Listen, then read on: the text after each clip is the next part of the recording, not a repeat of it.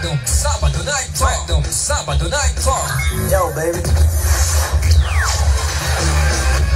Magdong Sabado Night Talk. Magdong Sabado Night Talk. Yo, baby. Yo, baby. Yo, Magdong Summer. Balik na sa atong Magdong Sabado Night Talk. Happy weekend sa tanan. And syempre sa mga walay gibuhat karon ala paminaw nung sa atong Magdong Sabado Night Talk. Kay ato na may nabi ang una natong bisita Magdong Summer, ha? Yeah. Oo, patsada ni siya may gala kay kanini siya member sa usa ka say tawag ani murag na sila mga anong boys to men. Boys to men kaniya to Magdong Summer, ha. Kaning Inner Voices si Nance del Rosario. Ubay-ubay, actually ubay-ubay lang mga songs ani Magdong Summer. Atong member pa siya. Mga composition nila. Oo. Atong panahon pang member siya sa Inner Voices kay nasa mga songs nga kipasikat gyapon. Munang grabe gyapon ka sikat nila. Patok na patok gyapon ilang mga songs Magdong Summer. Oo. And karong gabi una mga Magdong friends, ready na ka Magdong Summer? Ready na ko. Mabilang sa iya. Yeah, mga Magdong friends, syempre dito na tayo sa ating unang bisita mga Magdong friends, ha?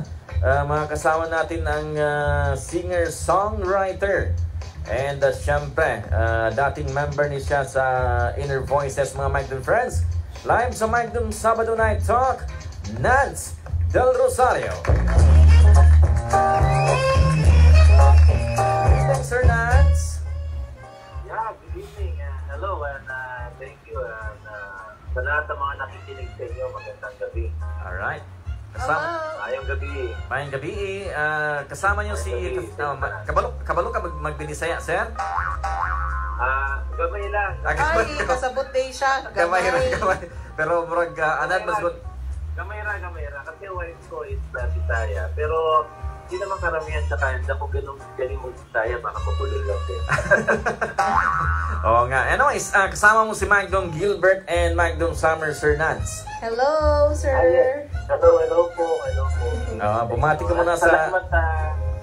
Salamat na consider niyo akong mag-guest dito and hopefully sana ma-play niyo yung mga songs ko and magustuhan ng mga listeners. Yan, oo. Ay, oo. Magugustuhan talaga nila. Sigurado yan. Sigurado. Anyways, kumusta ang weekend ni Nance del Rosario ngayon? Okay lang naman. Medyo busy lang kasi sa work. Alam niyo naman, year-end. Still trying to catch sales. And by the way, I would just like, okay na mag-greet? No. Sige sir. Go ahead. Kasi, meron kasi kaming dealership dyan sa Cagayan de Oro. I'm working in a brand. Hindi ko na lang sabihin, baka di pwede. Alam ko kung ano yun, na brand. Pwede ba sabihin? Pwede sabihin. Hindi. Wag dalang muna. Huwag na lang. Starts with a letter P. P? Ano kayang P na yan? I would just like to greet both Tony and si Renan Teves. Sana nakikinig siya ngayon sa yung pinaka-dealer manager doon. And yun, sa lahat ng mga friends namin dyan sa Mindanao, mostly kasi yung wife ko taga-Pagadian. Aba, taga-Pagadian, Mindanao din pala, ha? Taga-Pagadian City. So, Maka-search namin dyan sa CYAE. So may panahon, sir, na nakarating ka rin ng Cagayan de Oro? Sana nga, kaya lang hindi ako nagkaroon ng pagkakataon pa eh. Sana nga in the future, sana yung dealership namin mabisita namin dyan. And balita ko kasi maganda talaga ang Cagayan de Oro City. Oo. And syempre, actually para nang sabi ng iba, parang ng Manila ang Cagayan. Oo, tsaka mababait daw mga tao, tsaka yun, very welcoming din daw. Friendly. Friendly. City of Golden Very Friendship. friendly. Tsaka yung mga girls daw sa city, maganda. Syempre, oo. Katulad ni Magdong Summer.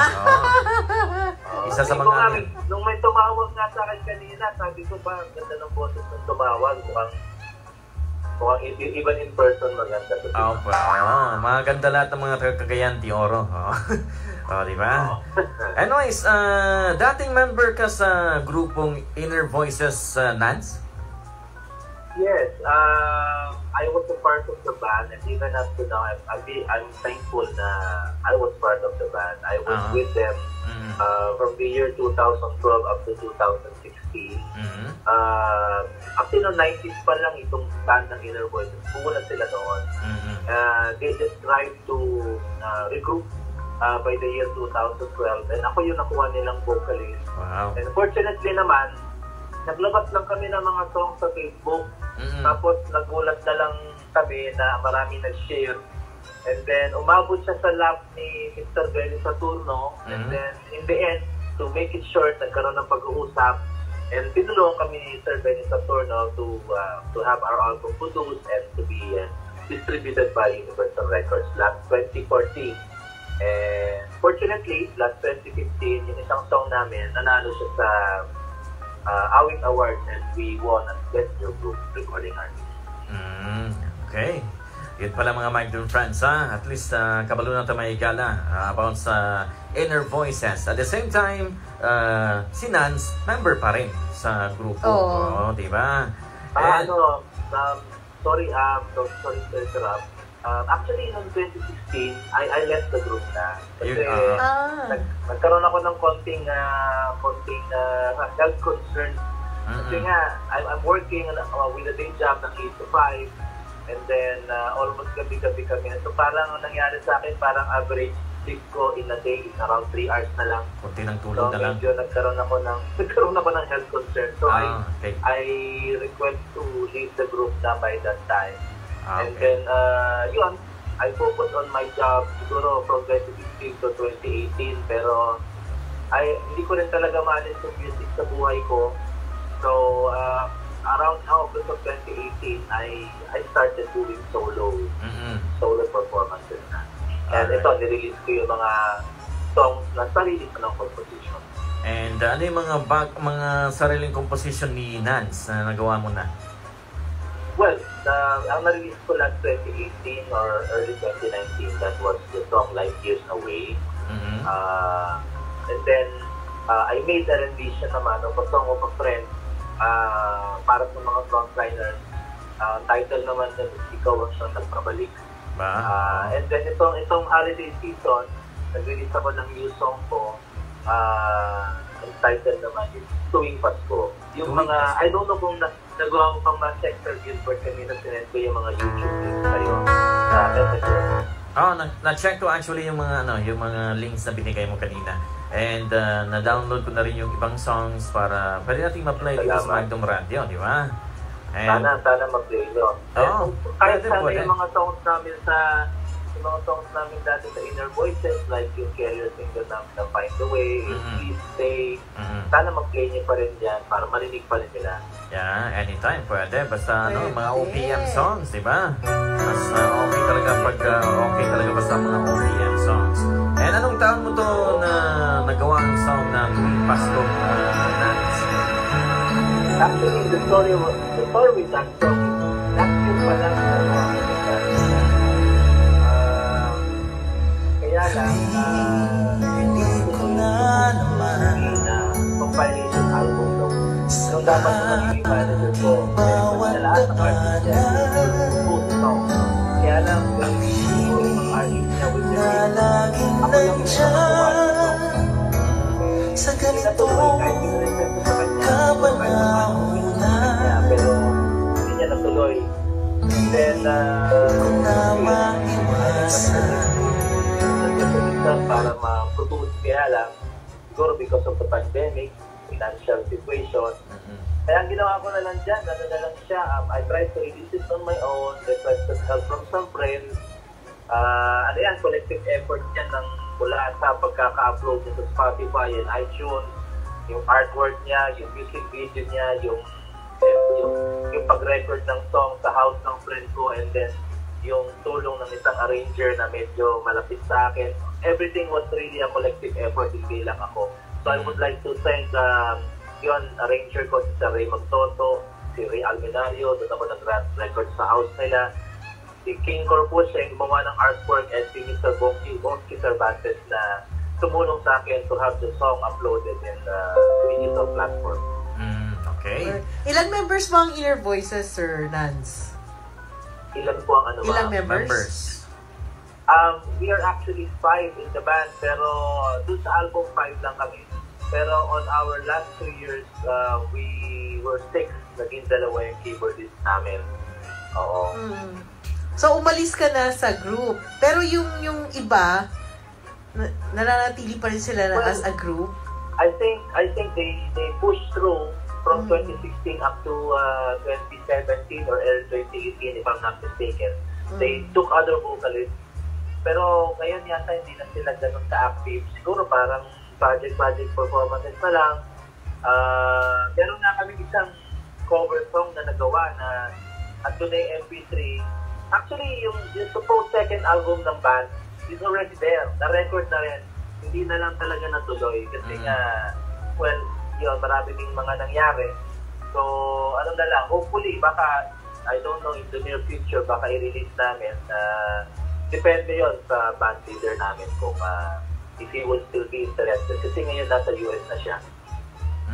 Oh, okay. Alright. And while we are talking, Sir Nance, ang video natin ngayon, it's tuwing Pasko, yung sa live natin sa Facebook, sa Magnum Live. Nakikita na ng mga Magnum friends natin ngayon. So it's playing lang yung pinaka-music.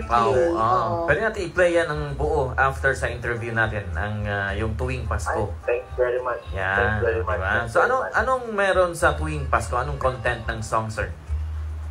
Well, actually, the song Tuwing Pasko is like it's a song for the holiday season, but at the same time, it's a love song for the broken-hearted. Uy! Uy! Marami yan, marami. Tatamaan yan. Kaya medyo, I didn't really expect the reaction of the people. Kaya lang, marami siguro nakalirate sa song kasi nga, this holiday season, of course, is a season of cheer. Pero we have to accept na there are some people na talagang longing for the one that they love, nawala sa kanila or napunta na sa iba. Yeah. Or so para to sa mga tao na umaasa pa rin na someday balikan sila ng minahal nila, or at least at this kind of season, maalala man lang sila at dumating sa puntong mabalik yung dating pagmamahal at bumalik sa feeling nila. Yun ang pinaka-message ng song.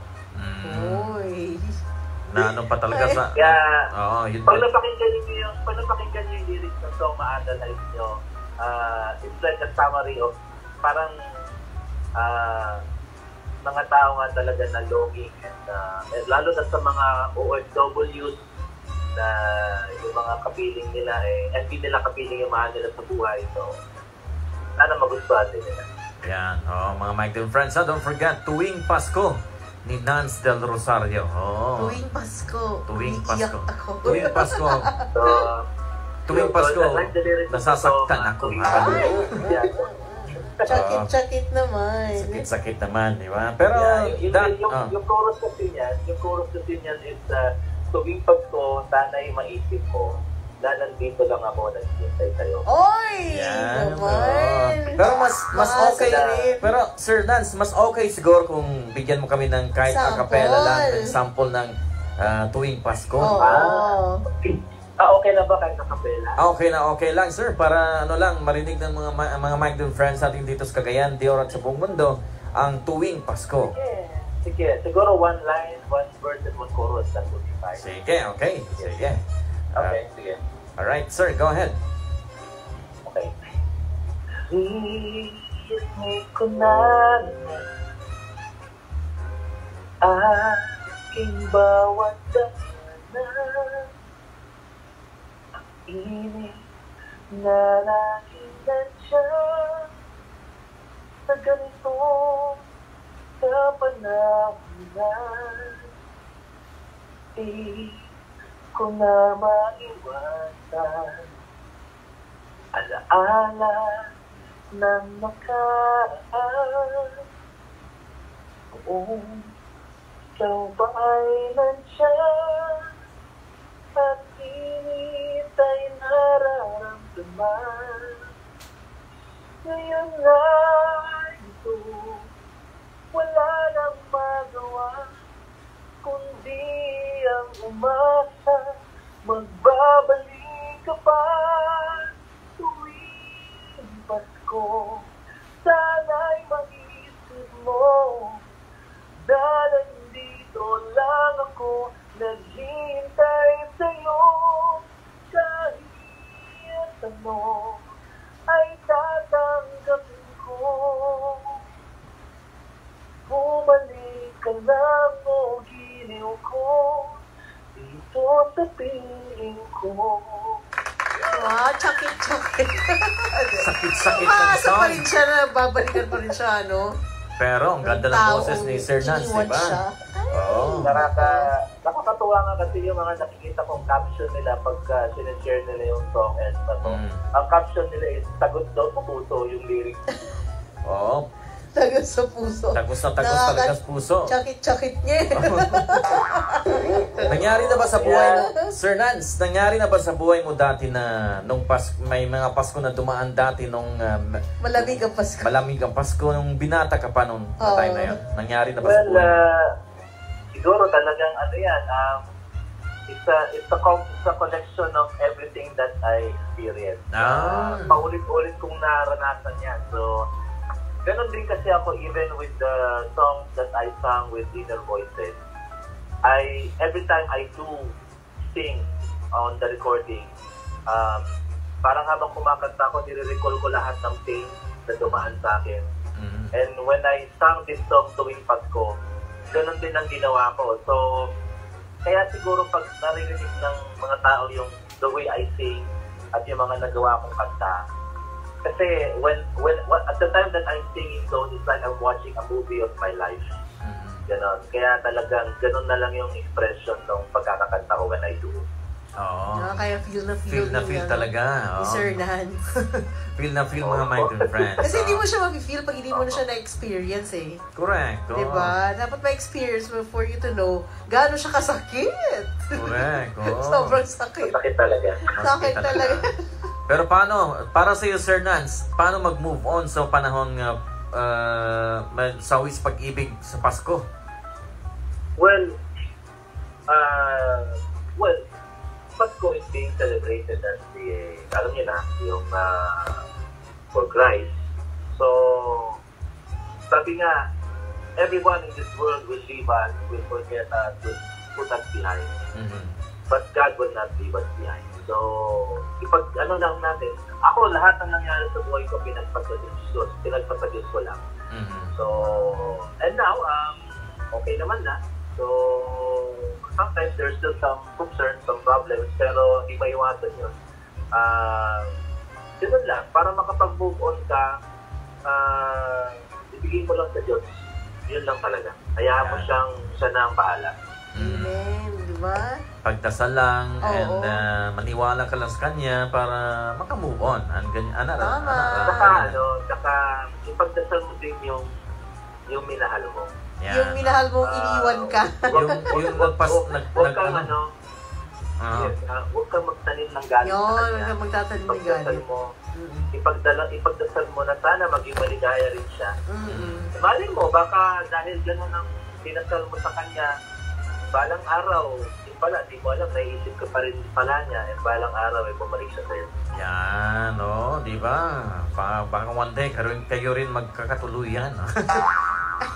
Parang Baka. ganun. Oo, baka. Baka. Depende na lang yan sa panahon. Kasi kung magtatanim ka ng galit doon sa minahal mo, baka at the time na bumalik siya sa'yo, ikaw naman na may problema, may galit na sa dibdib mo. Pero kung ang ginawa mo is pinagdasal mo na lang yung well-being niya, kaligtasan niya, kasiyahan niya, at patuloy mo pa rin siyang minahal at the back of your head and at inside your heart, then at the time that she returns, it would be more glorified. So, parang feel na feel talaga ni Sir yung man. song, di ba? And na-feel din namin na dumaan ka sa mga ganong sitwasyon, Sir, dati. Napakaraming beses. Masaya na si Sir Nance. Masaya na, oo.